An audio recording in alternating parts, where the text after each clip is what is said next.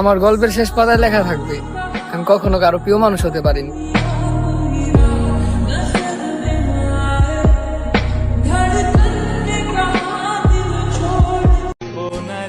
জোর করবো না, যদি মায়া লাগে তাহলে খোঁজ নিও। আমি এখনো তোমারই আছি, তুমি আমার নাই তো কি হয়েছে, আমি কিন্তু এখনো তোমার আগের মতোই ভালোবাসি। তুমি আমার চোখের ভাষা, তুমি আমার চোখের নেশা, তুমি আমার ভালোবাসা। পুরুষ সৌন্দর্য খোঁজে না, তবে কবি নিজেও এক সুন্দরী নারীর প্রেমে পড়েছিলেন।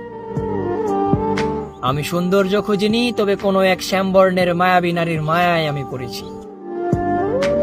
ভালোবাসা সৌন্দর্য দেখে হয় না, আর যারা সৌন্দর্য খোঁজে তারা ভালোবাসতে জানে না। নারী তুমি ফর্সা হও বা শ্যামলা, তুমি তো সেই পুরুষের চোখে বিশ্ব সুন্দরী, যেই পুরুষের চোখে তুমি এক মায়াবী নারী।